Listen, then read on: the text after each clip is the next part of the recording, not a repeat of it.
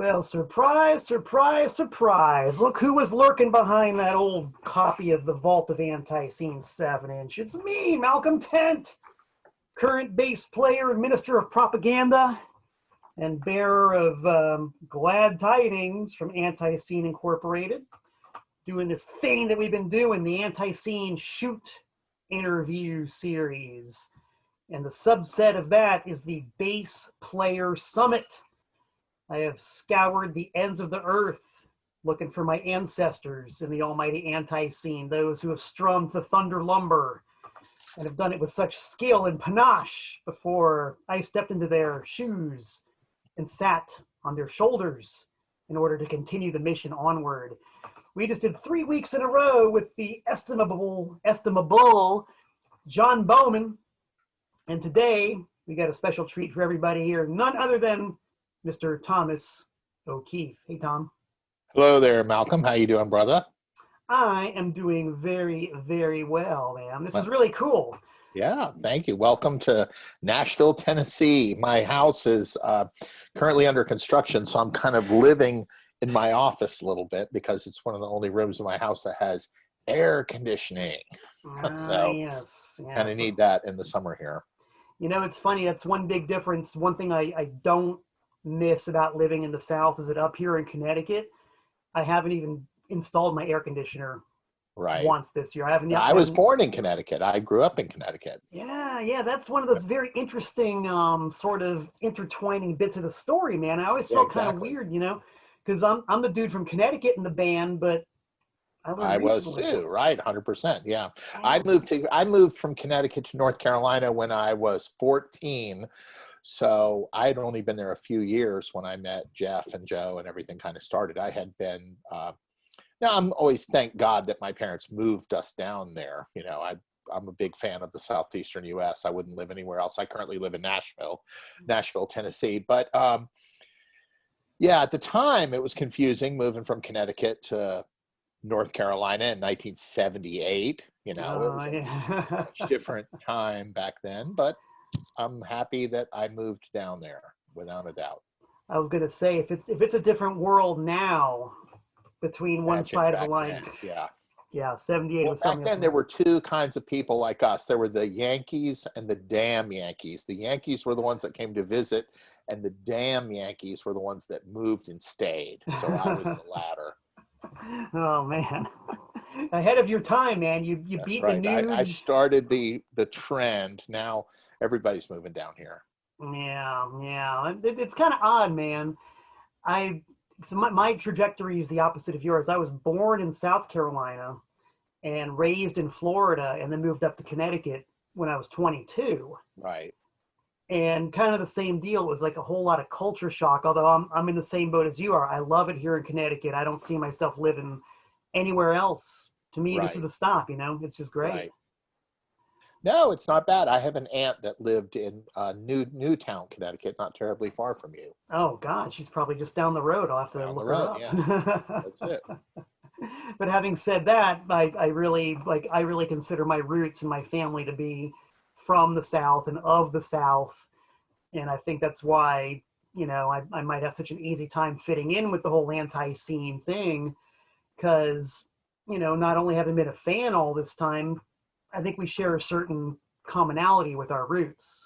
Well, I always have talked to Jeff about this through the years, and I've always been of the belief that every time we have tried to recruit outside the sphere of the family, it's always not worked. You know what I mean? It's just, you know, when I remember one time we were trying out drummers when Doug quit one time, and we tried out about 7 drummers once, and they were these dudes who could play Rush songs and play all this crap, but they couldn't play this music. And, you know, I think ANTiSEEN music is akin to like the Ramones music, where, you know, you think it's 3 chords, anyone can do it. Oh, really? You fucking play drums like Marky Ramone, and let me hear you play those 16th notes like that for an hour and a half. And it was the same thing. I just think every time, I don't know what this is.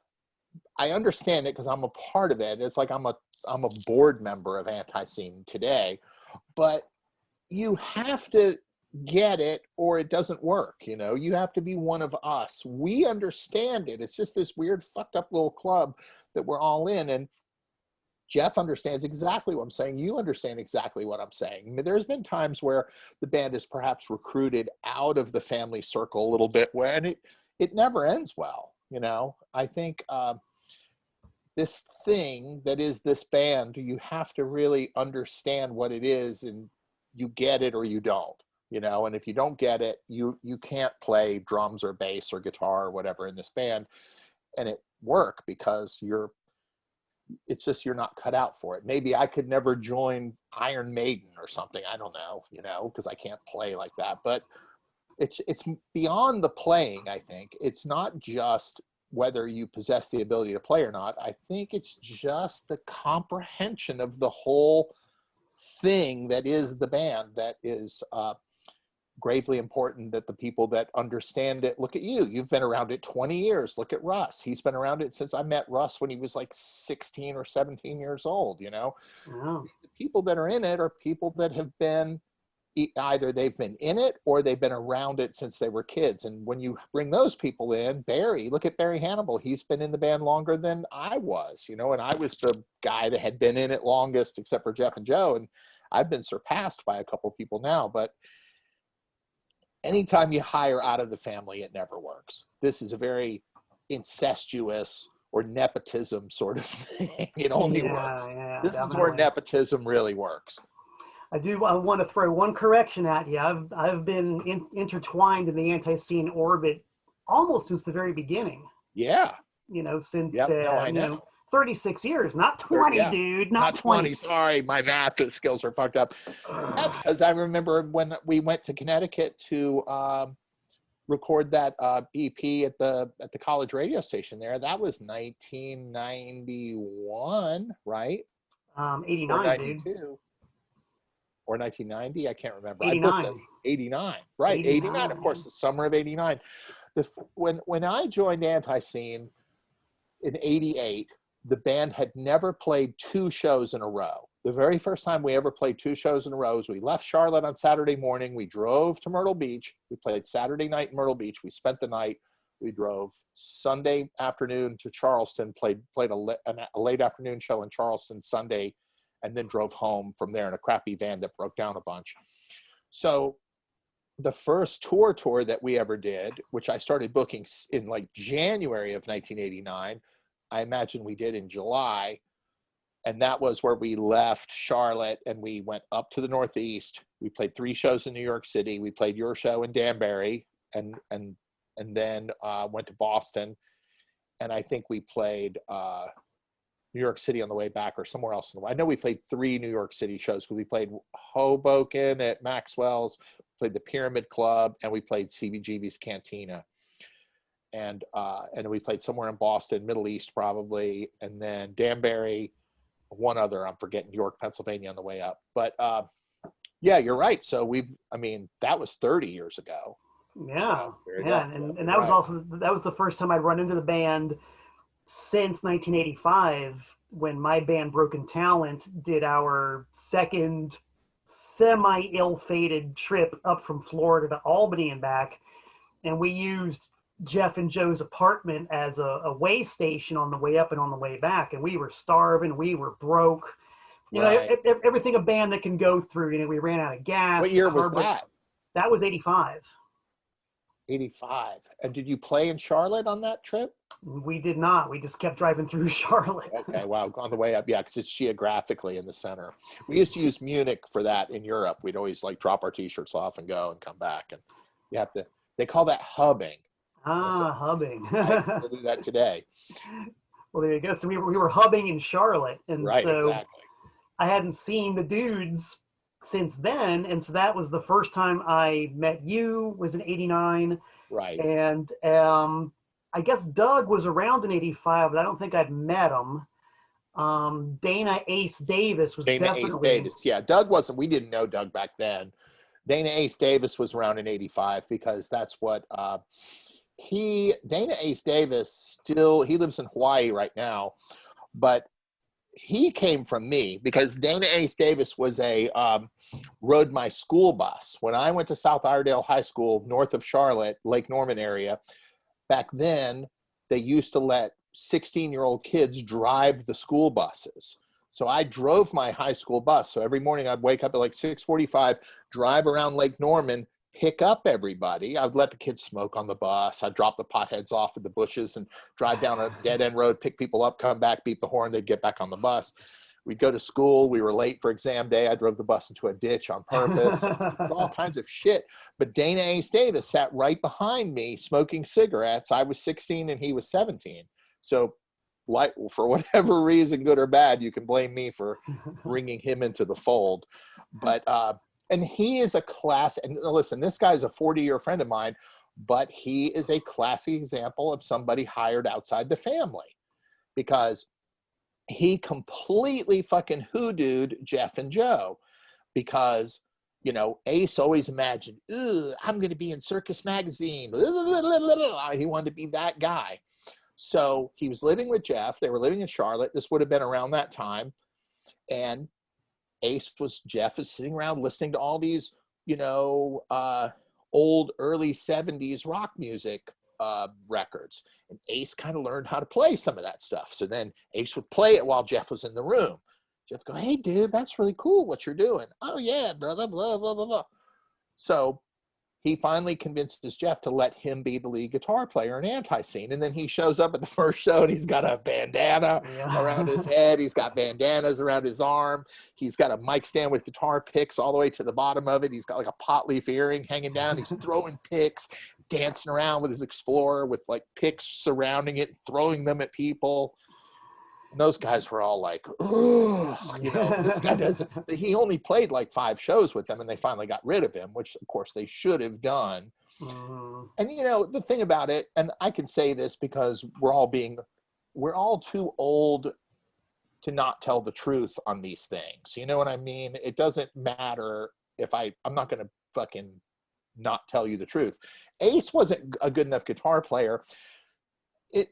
Like if you listen to the Rolling Stones or if you listen to the Cars or you listen to any band that has 2 guitars, oftentimes you'll hear 2 guitars doing 2 completely different things, right?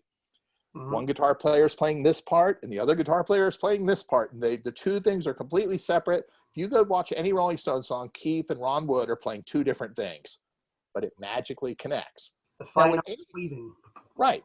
Ace was not good enough to do that. So Joe Young's playing a G chord and Ace is playing a G chord like this, but it's the same fucking thing when you're playing through 2 loud guitars, distorted amps. You know what I mean? So his second guitar didn't really add anything to the band except for when he would solo. And there were a couple solos he did that I thought were okay on that record. But for the most part, the 2 guitar thing was never realized because he wasn't good enough to do it. You know, he wasn't he wasn't doing anything different than what Joe's playing this. He's playing this. It was the same thing. So I would have to say, I thought a couple of the leads that he did on Honor Among Thieves were pretty cool. There were a couple good leads, but that was the only thing. The rest of it was just not of any real consequence, you know. It didn't make it better. And one thing I do remember very clearly was driving around Charlotte with him because he was the designated cook. You know, he was the guy who was the guy who was going to run the barbecue and everything. And we were driving to the grocery store one day, and he just kind of went on this thing. You know, I can play those songs better than Joe, and you know, I don't know why I'm not the guitar player in the band. I can do that so much better than Joe can. And I'm like, well, right. Don't look at me. Well, no, he couldn't, but he was really good at, like, you could give him like you could give him like $7.50 and he could go into a grocery store and come out with a bunch of food and cook food for 10 people for $10. You know, he was like the hobo chef. You know, he knew how to go in and eat. He could live and eat. You could give him $20 and he could eat off of $20 for like 2 weeks. Well, you know, that was his offer to us. He said, man, if you guys buy some food, I'll cook it. And we're like, well, I got 37 cents. I think Mark's got a quarter, you know. Right.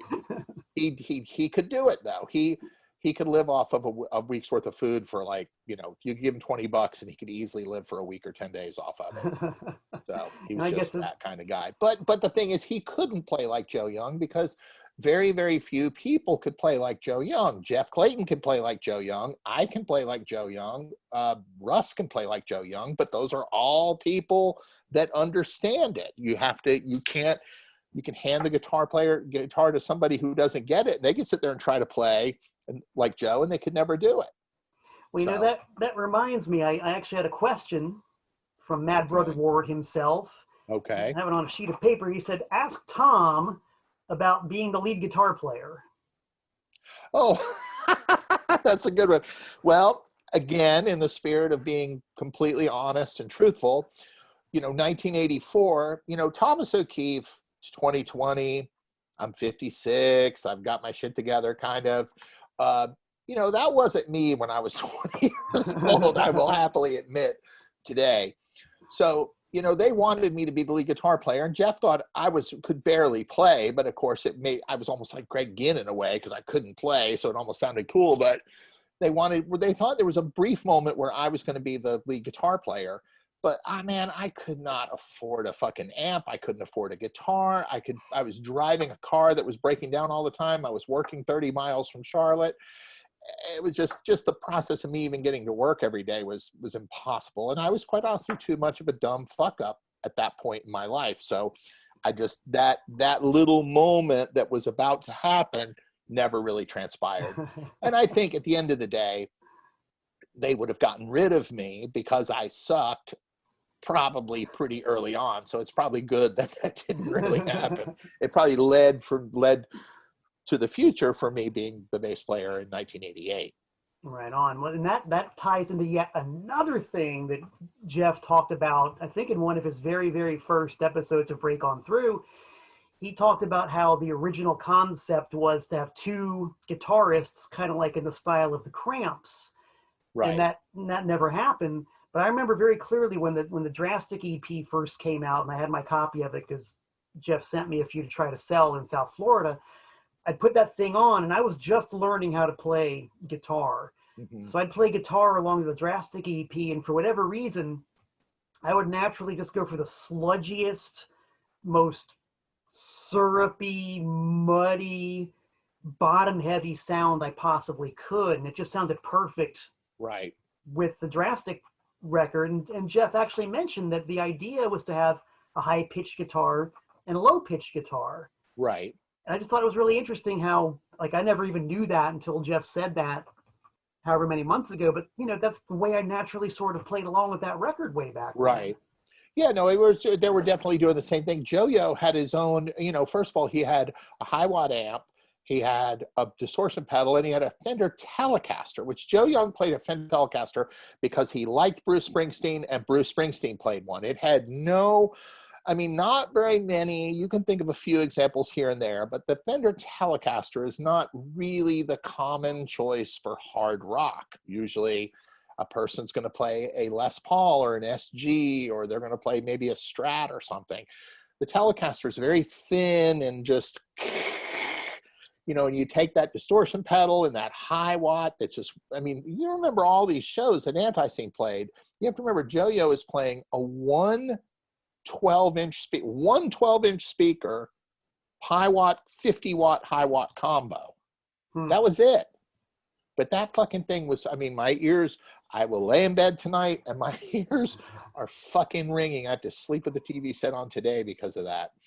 And that's just what it was. So you had to, being the bass player, since there was, after Honor Among Thieves, there was this little weird period of time where Joe moved to Atlanta, and me and Jeff were doing some Judas Bullethead stuff, and then Jeff did the Slime Goats record. I was working on a solo record, which sort of became the second, some of the second Judas Bullethead record.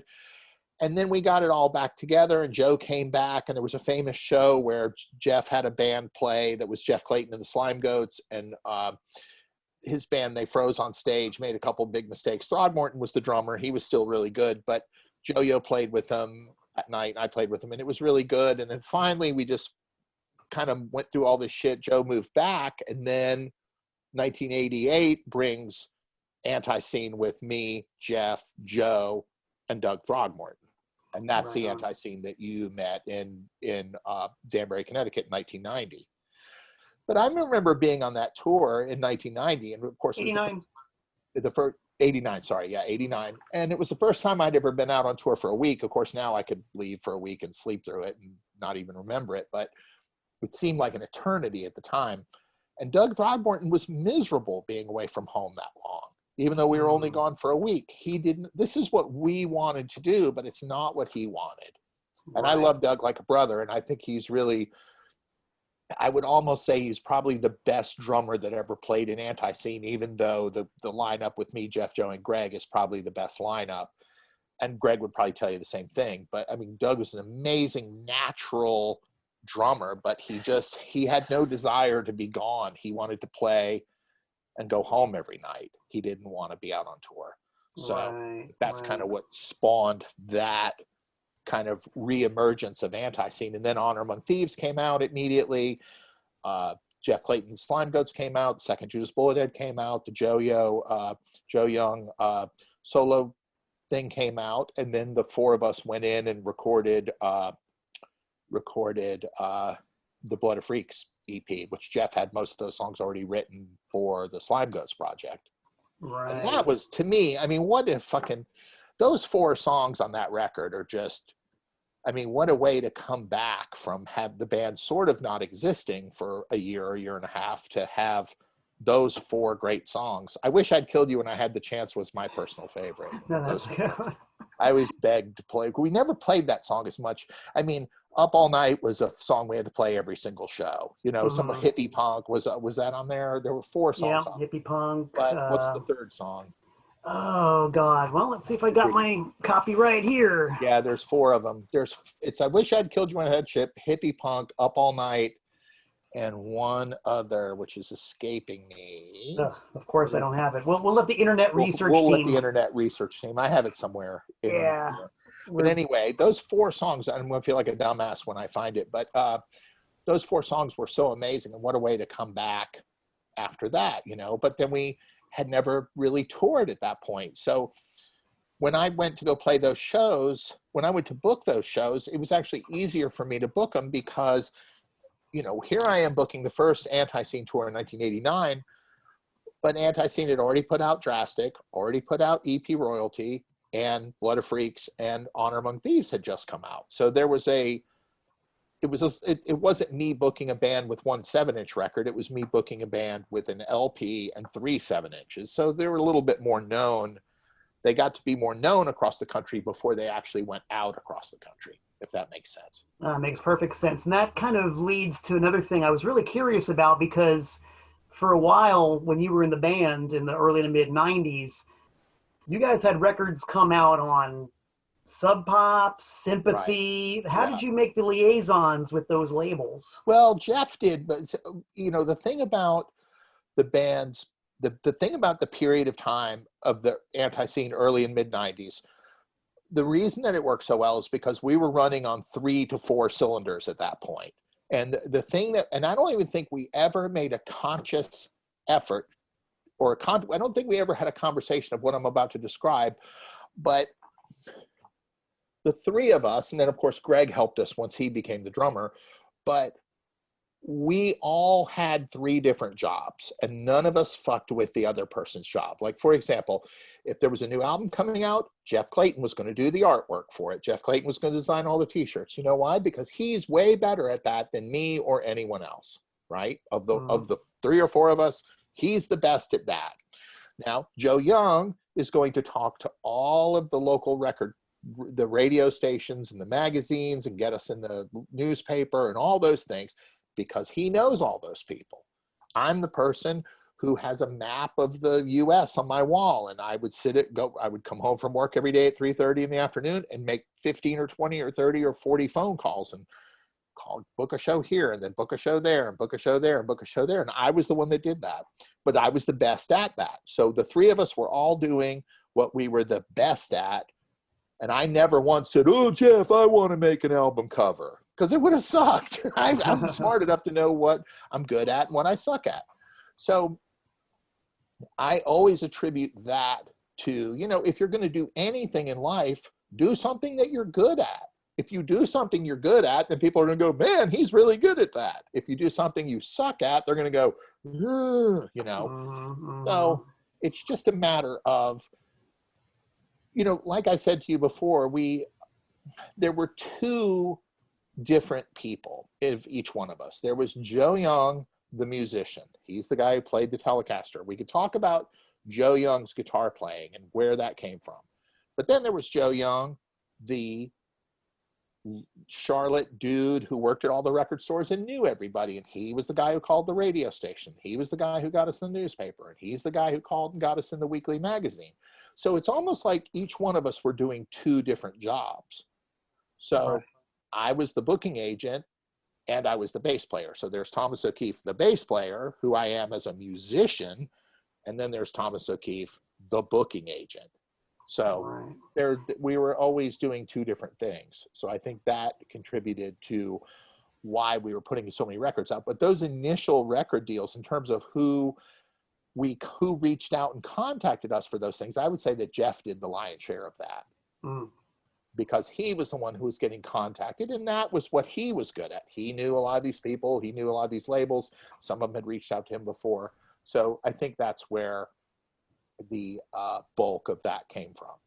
Right on. Very interesting that the scenario you describe as everybody having certain responsibilities is still totally true to this day. Yeah. You know, like if all four of us, each one of us has a certain area right. that we're good in, and we just kind of get to it. And a normal band would have a manager, and the manager might have an assistant or something, and the manager would take care of a lot of those things. But because ANTiSEEN has essentially been self-managed its entire career, these jobs still have to be done. You know, if you're going to make an album if you're going to put an album out, someone has to make the deal, and someone has to design the album cover, and someone has to decide what the poster's going to look like on the inside. So all those things, you know, it's just you guys are doing the job of the record company and of the manager in a lot of cases. Which totally ties into something you said earlier about how you have to get it. You know, right. Obviously, if we're in the band, we get it. And it kind of begs the question, would a label get it? Would an outside management team get it? I don't know. I don't know. I don't know.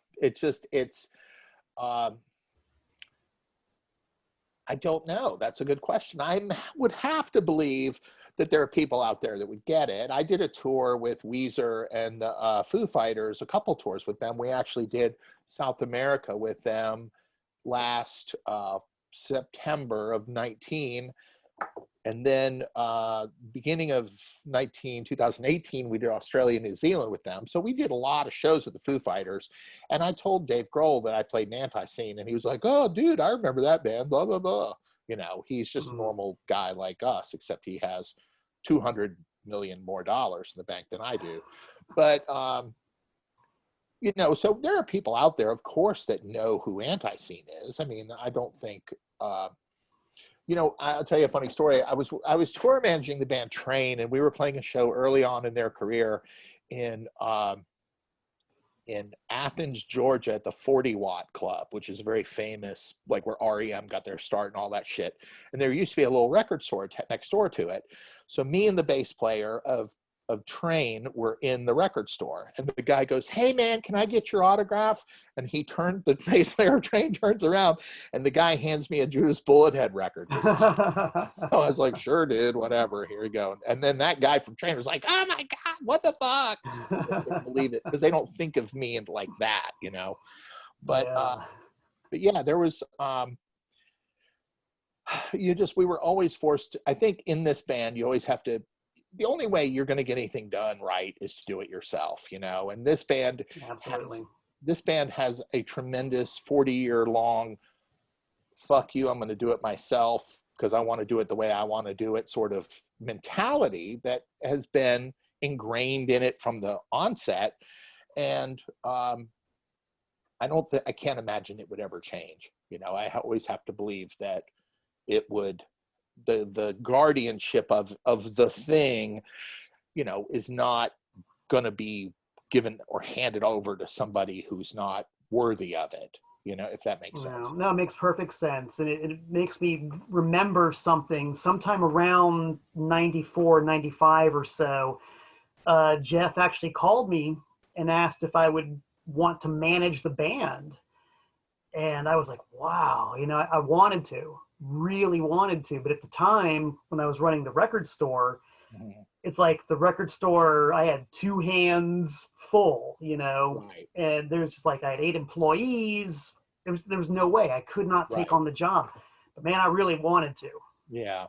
Well, if there was ever a time, listen, I would never complain about the way things turned out because I'm not complaining about any of that. But I mean, if there was ever a time where it was going to push past a certain point, you know, probably the mid 90s would have been that time. But then keep in mind, a lot of those bands, you know, there was this initial period of time. You have to remember how these record companies work. They work with like a 18-month window or 2-month window. So here's today, here's the record that's coming out 6 months from now. Here's the record that's coming out a year from now. Here's the record that's coming out a year and a half from now. Okay, so these guys are, oh, we're just getting our shit together and we're starting to write songs. Now this band that's a year out, oh, we're going to get ready to go in the studio. This band's 6 months out. Oh, we've already recorded our album. We're mixing it. So there's a constant pipeline of stuff going out. This being release day.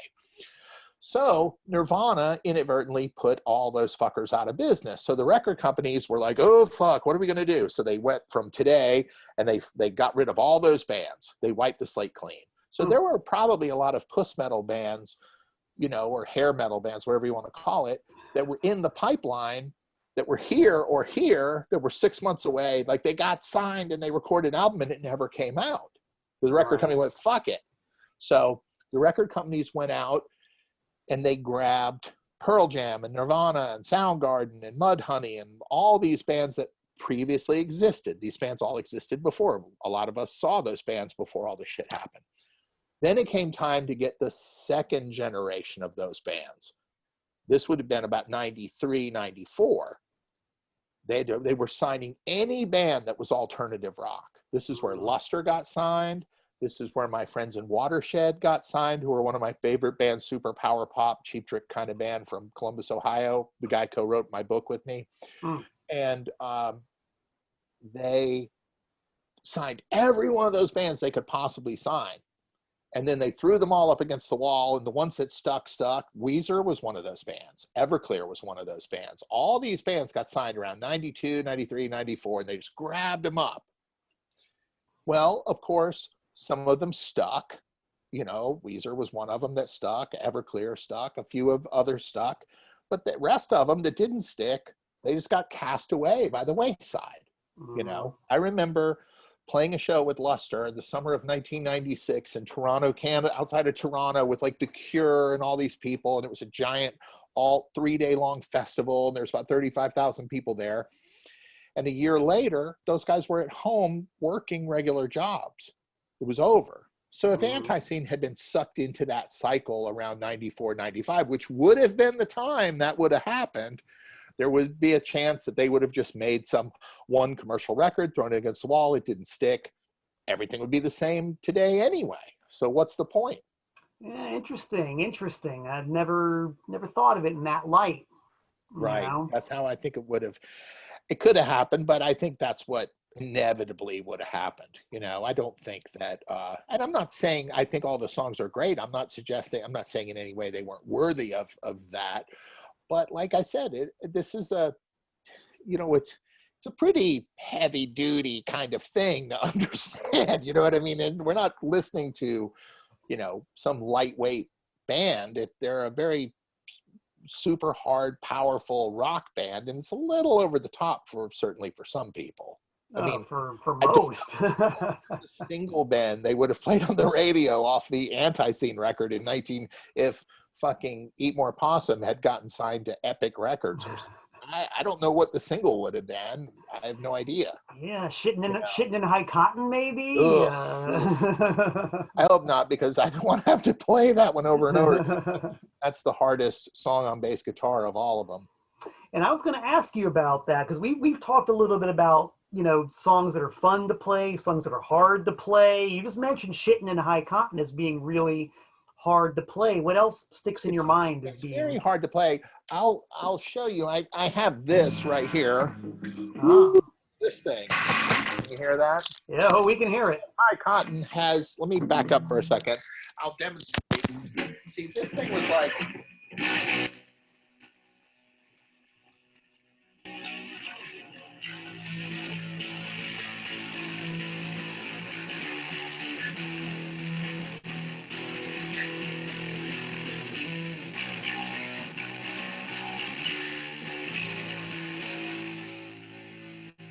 So this song had a lot of like hard parts in it where it was like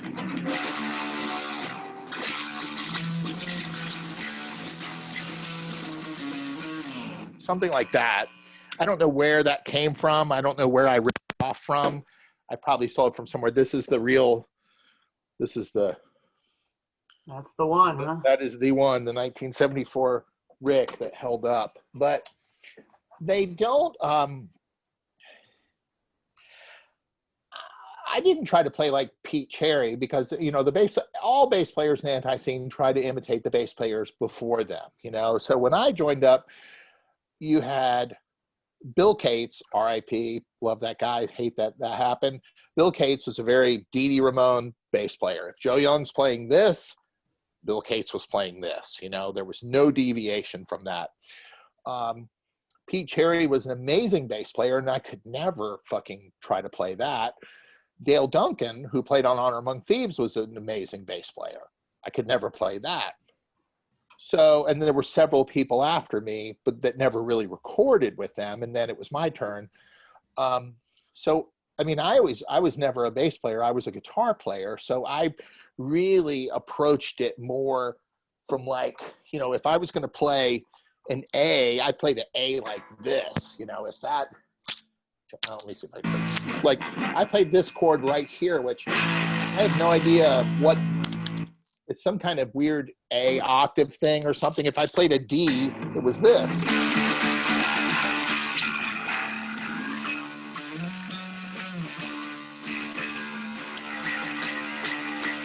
Now, somebody who knows about guitars could tell you what chord that is, but I don't know what chord that is. It's some kind of, it's like a D octave. I'm playing 3 strings of the 4. If I was playing an E, it would be just like a power chord, the whole thing.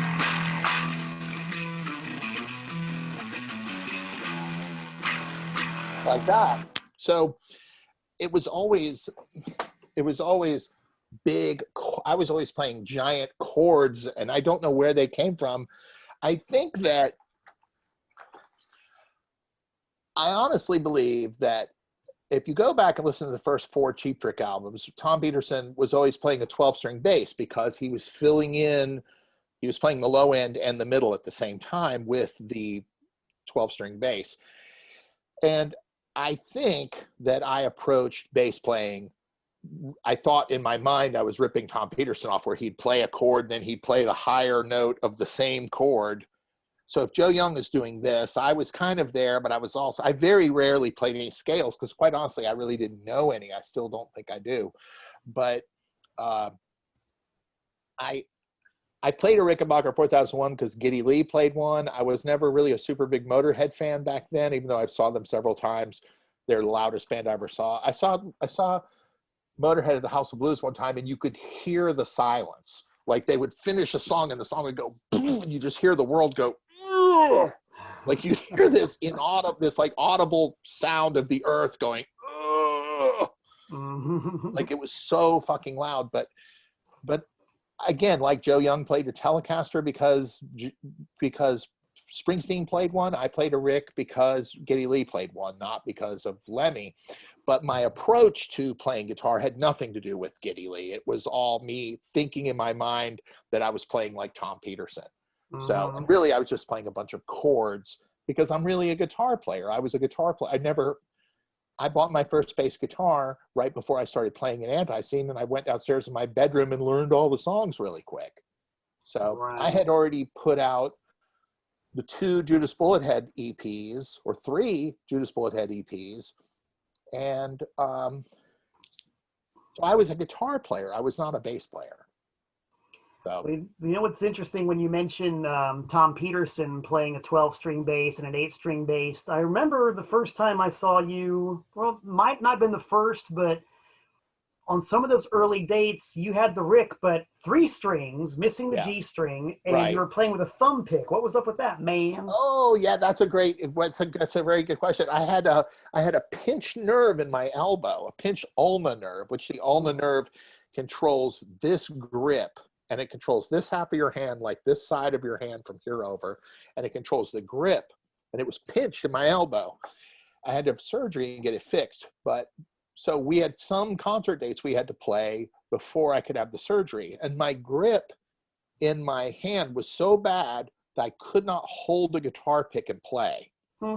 So I had to go buy a thumb pick and stick it over my thumb, just hold onto it and play like this, which was the most miserable time ever of playing shows because I couldn't, it was so unorthodox and so painful and no fun, but I had to Wow. just power through it. And then I got my arm operated on, and, 2 hours later, the second I woke up, I was like, oh man, my arm is fixed.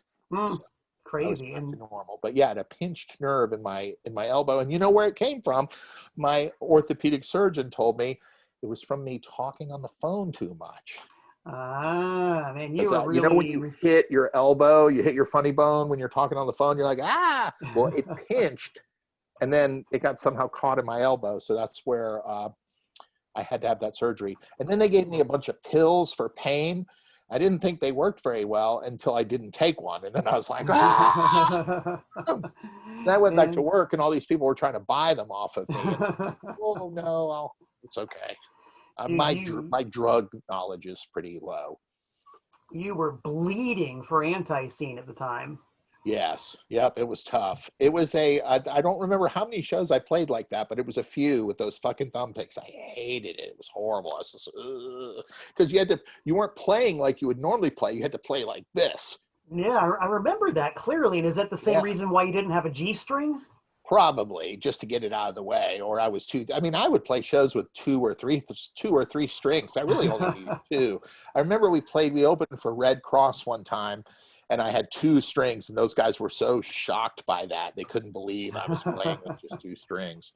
So I wonder if that was because probably the most memorable show from that era was I don't know if you remember this one at a place called the Moon in New Haven in 1992. mm-hmm. It was ANTiSEEN. It was my band, actually the ancestors to this band, the current noise band I'm in, Ultra Bunny, but Right. back then it was the Bunny Brains. Bunny Brains, right? Yeah. So it was Bunny Brains and ANTiSEEN, and a whole night of complete utter debauchery. I remember that day because my aunt used to live in East Haven, Connecticut, where I grew up. And I went to go see her that afternoon, and I had late lunch or early dinner with her, and then I went back over to the show. So I remember hanging out with my relatives that day. Because, the thing about it is, no band ever plays New Haven or Hartford anymore because the 2 casinos in Eastern Connecticut suck up all the bands. So that those bands can afford, those casinos pay so much money that the bars or venues in Hartford and New Haven just simply cannot compete. I remember one time Train playing a show with Maroon 5 in 2011, and I remember the guarantee for Train and Maroon 5, the 2, because they were getting paid the same amount of money. That amount of money, those 2 guarantees, was $30,000 more than the gross door. Wow. So that means they lost $30,000 on the show, plus the cost of the opening band, plus all the cost of production and the cost of catering and everything. So they probably lost $50,000 on that show. But they made it all back because there were 7,000 people or 10,000 people, or whatever the number was. There's that many people gambling, and they have the math to calculate that out. So how on earth could you book a show in Hartford and pay them the same amount of money? Yeah, Toad's Place in New Haven can't compete with that. The Webster Theater in Hartford can't compete with that. There's no way. No. So those places are getting clobbered because anytime a band plays anywhere between Boston and New York, they stop in Eastern Connecticut and they play Foxwoods or Mohegan Sun because they get paid twice as much. Right. Why would they not do it? So, gosh darn, kind of a pity that ANTiSEEN didn't get signed to DGC and get that one tax write-off album. We could be a casino band. That's right. Yeah, casinos. That's how all those old rock bands that we used to see as kids, that's where they're all making their money nowadays. They all do you can go to any casino in America and see Rick Springfield and Loverboy, you know, those bands that's where they get paid. You know, it's kind of like the go out to pasture sort of thing. Oh yeah, sure that, and like the Norwalk Oyster Festival, and you know the Berlin Fair. I mean, I think Peter Frampton's played the Norwalk Oyster Festival every year since 1991. You know. Yeah, there's the A shows and the B shows and the C shows. You know, so yeah, it's the proverbial county fair. So this is very funny because one thing that I think all of us in the current lineup have in common. Maybe not Barry so much, but we all worship at the altar of Grand Funk Railroad. Right. And the last time I saw the, as I call, Grand Fake Railroad. Because it's not any of them, right? Well, it's Don and Mel, but no Mark. No Mark, right. Yeah. You know, the guy who wrote all the songs. Without Freddie. Yeah, exactly. So the last time I saw them was at the Berlin County Fair in Connecticut, literally next to the pig races, surrounded by bales of hay. And, you know, it was like, really depressing. It's a little agonizing to watch that, you know, towards the end, especially if it's someone you equate as, you know, I remember years ago, Train did a few shows with Def Leppard in 1999, and we were playing some small places, and it was just weird promotional stuff, but it was really, it was really them out of their element playing these little theater shows. And I was like, oh, this is so depressing seeing Def Leppard play these tiny little places. But of course they went through this little dip and they came back up. Right. Mm-hmm. But yeah, it's just, I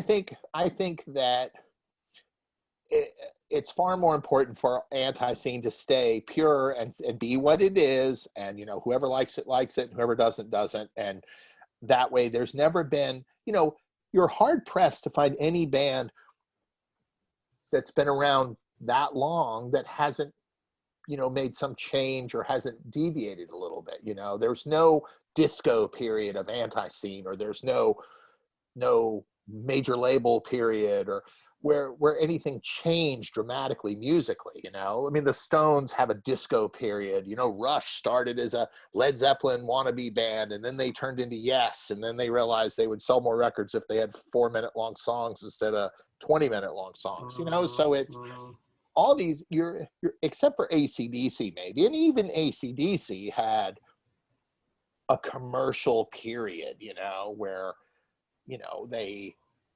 were doing like film soundtracks and stuff like that. Like Who Made Who or something. Yeah, like product. Pop. It's like, that's like pop AC/DC. It's not, Who Made Who AC/DC is not the same as Dirty Deeds AC/DC, you know what I mean? So it's just, so you're hard pressed to find any band that's really changed. I mean, I think ANTiSEEN's always fluctuated a little bit. The records differ slightly because of different producers and different people that they've worked with, and also songs, you know. I mean, some of the songs are, you know, there are ANTiSEEN songs that suck, you know what I mean? Like, I've always hated that It Looks Good for Them to Care song on the Sympathy for the Record Industry E7-inch. I hate that song. I don't know why we recorded it, you know? I hope you guys don't ever play it. And I know Steve helped write it, but I hated that song. It wasn't right, you know what I mean? Well, you know, I'm talking to Steve next week. I'm gonna have to ask him about that. Yeah, tell him that. I don't know about that song, Steve. I like you. You're a brother. I get it, but I don't understand that one. I think that one was a mistake. I'll vote mistake on that one. I mean, and I didn't write many songs myself. I'm not sitting here bragging saying that I wrote 1 million songs for the band. I only wrote a handful of songs here and there, and I wrote parts of songs, you know, it's just little bits here and there that through the years, I mean, the lion's share of those songs were written by Jeff and Joe. You know, I wrote when they were writing Hammerhead, I'm the one that said Hammerhead, baby, Hammerhead. Oh yeah. Yeah, That was my idea, but it was really Ace Frehley's idea when he wrote "Shock Me, Baby, Shock Me." Oh yeah, it's the same thing. It just was a rip off of "Shock Me." So I mean, I wrote "Trapped in Dixie." I wrote most of the music of that song, but I was thinking in my mind, I was hearing Queen "Sheer Heart Attack." She was just 17. Da, da, da, da, da, da, da. And you listen to that, and to me, that sounded like "Trapped in Dixie" in a way. But I think I'm the only person of the world's 7 billion people who thought that. But it's just in my mind, you always think you hear something and you think, oh, this is that, but it's not. You're the only person that thinks that. But no, that's the beauty of it. The way that something is conceived versus the way it's actually executed are quite often just poles apart. Yeah, it just doesn't, like, if you think of that part in "Trapped in Dixie" where Yo-Yo wrote the verse part, I wrote the part that does the the whole D part, and then Joe wrote the that, then it goes, and I would always go, "Suck it," because I always thought that part reminded me of "Free for All" by Ted Nugent, where it goes, because it's like that free-for-all chord, Mm-hmm. So again, I'm the only person on earth that probably thought that, but in my 25-year-old mind, I'm like, Ted Nugent, fuck yeah. So I mean, I think we all brought that stuff to the table. I think that you always think of it being something, but so well, that's actually, no, I'm sorry, I didn't mean to step on you, but that's a key tenet that Barry follows these days. He loves it when somebody tries to play something and it comes out completely different, whether due to, in my case, lack of competence, right, or sheer accident. Right. Like I wrote a song recently where I was trying to play "We're an American Band." Right. Came out nothing like it, but the way it actually came out was pretty cool.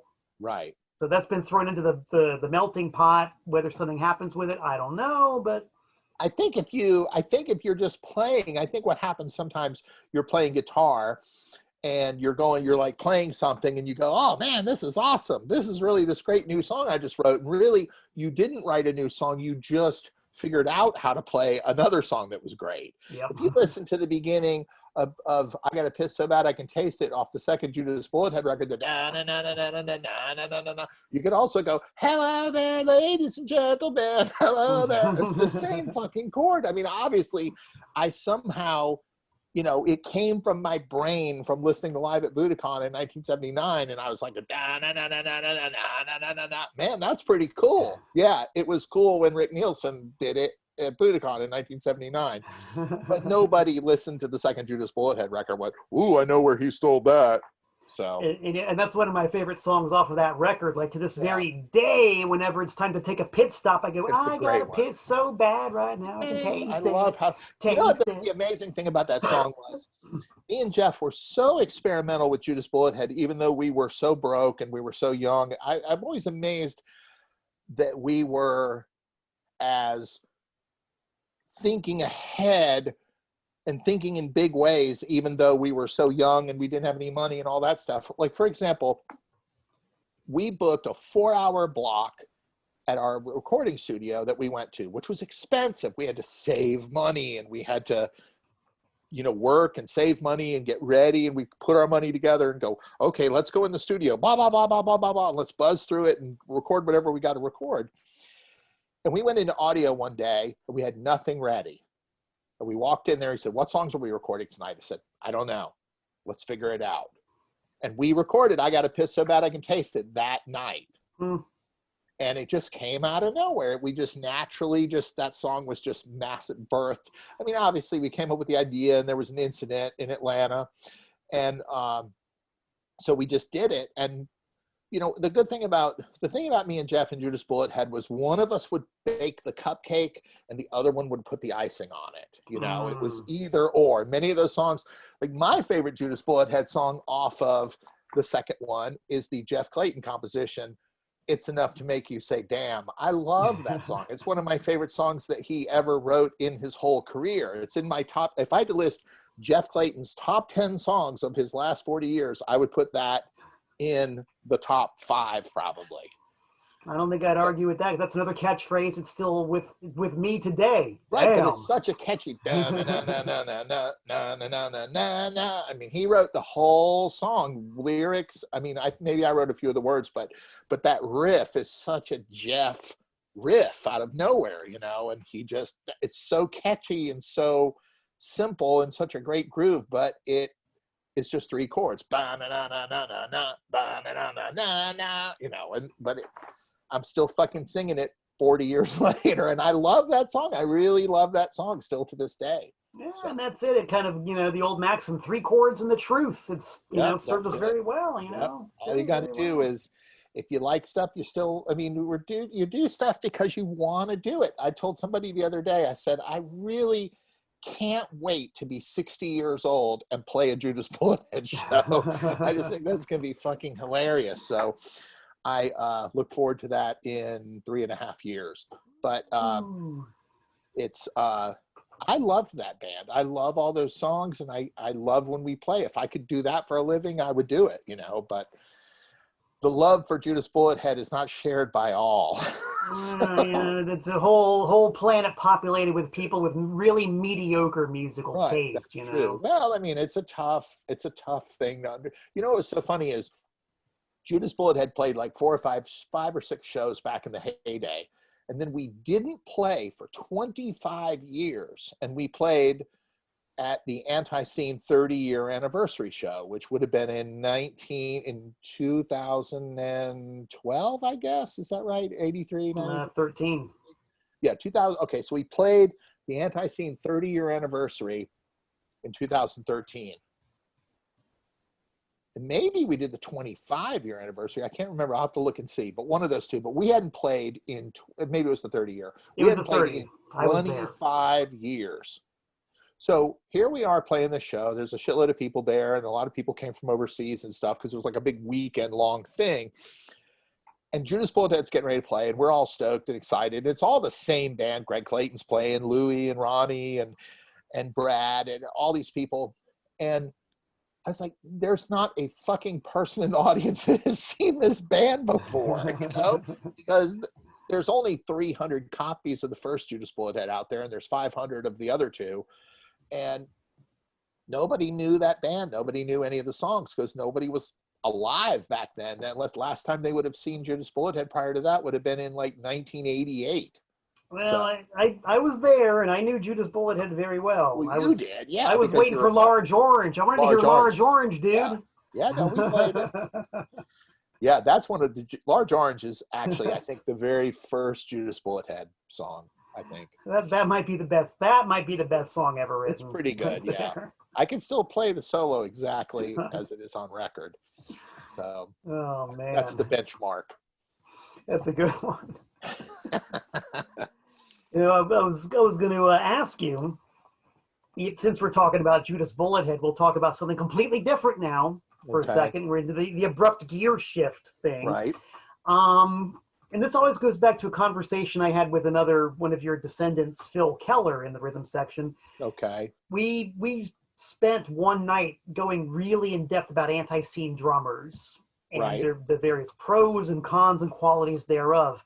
What were your experiences, and how did you mesh with the different drummers that you played with in the band?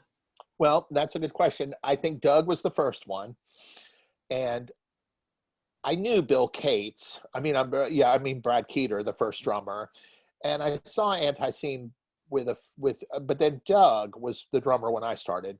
So I would say Doug Throgmorton was by far. I would say he was the most natural drummer. Like I almost would go as far as to say he really might have been the best drummer that was in the band ever. And I mean, I say that I do believe the greatest lineup of the band was with Greg, but Doug was there's this weird. Doug was so good that when we tried out people after him, it was tough. You know, I don't think there were a lot of people that just the next guy wasn't that good, or the next 10 people we tried out weren't that good. And after Doug was gone, we got Steve. Steve had come out with us as our sound man and had traveled with us and run front of house. And there were quite a few incidences where he sprang into action. There was an incident where Doug Throgmorton smashed the sink off of a wall of a convenience store, and we got busted by the cops, and Steve went and fixed the sink and bought the pipe that goes under the sink. And there was a hardware store across the street. It's kind of a crazy story. Newton, North Carolina, just outside of Hickory. So Steve, I think, was in the band playing drums because he was one of us. And I think, I'm not suggesting that he was the best drummer or even really an amazing drummer, but he was part of our camp. So it was a logical step to upgrade somebody who was already in our camp versus hire somebody out of the camp. Because I honestly remember us trying out like 6 or 7 dudes that time, and just none of them were any good. And then we tried Steve out, and Steve was really he was a good drummer. And they were like, well, Steve's a great drummer and we already know him, so let's just get him.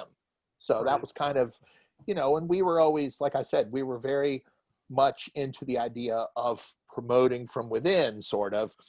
So there was Steve, and then who was after that? Barry.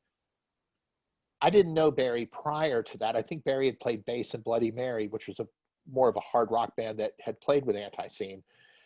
And, well, no, I'm skipping Greg. And then Greg was in it for a while, but then Greg was, and that was the lineup that did Eat More Possum, and that was the lineup that did the 93 long Europe tour that was 2 months. And so Greg was a natural because it was Jeff's brother. We'd known him I've known Greg since he was 7 or 10 years old, probably.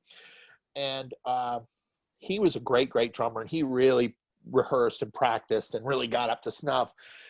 But then he quit because he was going to play off in Luster, and then Barry came in, and then Barry was a great drummer too. And we liked him a lot, and obviously now he's gone back and forth between playing bass and playing drums. The drummers after that, I couldn't really comment on because I really didn't play with them. For me, it was Barry, Steve, Greg, and Doug Throgmorton were the 4 I played with. I would say Doug was, in terms of just natural, raw ability, I would say Doug was the best one. But in terms of being a member of the band and the lineup and all that kind of stuff, it seems like we got more done with Greg. Right on. I was just reflecting upon, Doug Throgmorton when I was playing Honor Among Thieves recently after listening to Drastic for a while. Right. And when I put on Honor Among Thieves, that really was about the first thing that hit me was the quality of the drumming all of a sudden was ramped up. He was such a natural. He would do stuff all the time where I would just turn and look at him and go, God damn it, I can't believe you're doing this. He could just be playing along with the song, and then he would just start doing some crazy shit just to throw it in for the fun of it. And he just was really, really naturally talented. He just, as a band member, he didn't want to be out on tour, and he didn't want to stay gone for weeks or months like we wanted to be. So he wasn't a good fit because of that. His desire was to stay home, but he was an amazingly drummer. I'd find myself playing and just turn around and look at him playing and watching him do shit and just start laughing because I couldn't believe how, where did that come from, Yeah, But, yeah. So I think any of the drummers that preceded him would say the same thing. I would be surprised if any of the drummers that preceded Doug that actually played with him or knew him and had to get behind there and play what he did, they would all say the same thing, I think. Yeah, that seems to be the consensus. Like whenever I talk to any of the ANTiSEEN alum, Doug Throgmorton is the name that always comes up as the drummer, the same way that Marlon Cherry comes up as the name of the bass player. Guys who just kind of wrote the blueprint that we've all been following ever since. Marlon Cherry played. His period of time with them wasn't very long, but he played, and some could maybe accuse him of overplaying a little bit. And I think Dale Duncan may have done that a little bit too. Dale Duncan was more of a traditional bass player. He's the kind of guy who could play in ANTiSEEN, and then he could go play in some country band, and then he could go play for a rock band. And he just knew he was playing fundamental rock bass 101 sort of thing, Dale, I think Pete Cherry was more melodic because he was more of a musician and more of a guitar player, and he was thinking like that. I don't think a lot of the bass players I think that I played with I used a lot more sustain. I didn't really play like a dry bass guitar. It wasn't like my bass guitar didn't sound like a bass guitar if you go plug one into a amp, and mine just was super distorted, and I played that distortion. So if I hit it, I didn't have to hit it as many times because I'd go, and then you see what I mean? I wasn't playing it in any traditional way. I never figured that out until I played some of the anniversary shows where I would go plug into Doug's amp, or I'd go plug into whoever's amp, and I'd go, this is not enough distortion. You know what I mean? So, and maybe, I don't know if that's because I used a rat pedal and they used a different one. I don't know. But I mean, really, towards the end, I was doing one of two things. I was running my bass guitar into a direct box, which was going to house, and that was the clean bass, low end bass sound. Then it went through a rat pedal, then it went to the amp, and then that amp was mic'd. So you were hearing two different bass guitars in the same mix. You were hearing the low end bass guitar that sounds like this. I'll give you a demonstration. So one bass guitar sounded like this. I have a little baby amp here, which will do it.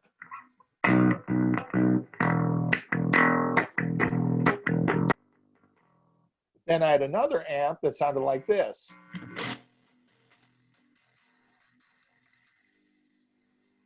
See what I mean? So it was more, there was a dry bass guitar and there was a heavily distorted bass guitar in the same mix. So if you were at front of house mixing the band, you had Yo-Yo's guitar, you had my dry guitar, and you had my noisy noisy distorted bass guitar. So there were two of them. So the clean bass guitar filled in the low end, the noisy distorted one filled in the middle, and then Yo-Yo, his guitar, filled in on the top. Right on. Well, I'll tell you, the distortion is what I zeroed in immediately the first time I saw your lineup of the band. I mean, and I've always said that between Marlon Cherry's purely melodic approach and your overloaded distorted approach with the swoops and the chords, you combine the two, that's the ANTiSEEN bass sound that I know that's the one I think I was, as I got better through the years, inevitably you're going to get better. Like if you go to and listen to something like Shittin' in High Cotton, for example, that was a really complicated thing, and I felt like I overplayed a little bit. There are some songs on Eat More Possum I think I may have overplayed a little bit, but it's just because I was getting a little bit better and I could play more, so I was doing that. And I think subliminally that was me trying to imitate Pete Cherry, because he was that guy. I saw them play with him, and they're up there playing, and Jeff's doing his thing, and Yo-Yo's doing this, and Pete's just going, and you're just like, how the fuck is he doing that? Just as easy as you please. Yeah, and it just seems so like magical, effortless kind of playing. So I think you're right. I think that's what inspired me to want to do it. But I always noticed that some of the bass players after me, I don't think they had as much distortion as they should have, but then it's to each his own. I really wanted to have a lot because I was relying on it, because the way I played went along with that. You know what I mean? So I could play, and I didn't have to do not that I was being lazy, but how much distortion I had was being reflected on how I was playing it, if that makes sense. I'd hit it, and I knew that was going to fill it in. No, it makes perfect sense. I find it, because my pedal of choice, as I've talked about before, is the classic Boss Turbo Overdrive. Sometimes two of them run in sequence. I just find it to be a lot less work. There's a lot less. Yeah, of course. Yeah, right. Because you hit a chord, and of course, and also you hit the chord, and it gives you the ability for me and Yo-Yo to do this, to do the big rock star pose kind of thing. Hell yeah. But it's so funny. We never planned that. It just happened sometimes. But it was just, that was what, if I was going to hit one note, I wanted it to stand out until, and I would go back to whatever the next part of the song was. Sure. It's better for feedback, everything. Yeah. So, I think I never realized this, like I said, until I played an anniversary show. And I think I was plugged into Doug's amp and I was like, ooh, this is way too dry for me. Why would he, I just never thought of that until I had to play through someone else's amp. Right. So when I play through yours one day, I'll be back to normal. I think if you end up plugging into the rig I'm using now, which is Barry's Mesa Boogie 215, right, with a couple of these generic Boss overdrives, that's all you need. You'll like. It'll be fine. Well, they would always complain at me, about. Now I'll tell you what, if you listen to the Live Possum live record that came out maybe in the last 10 years, whenever it was, where it was me, Jeff, Joe, and Greg, and we recorded that live record of that lineup.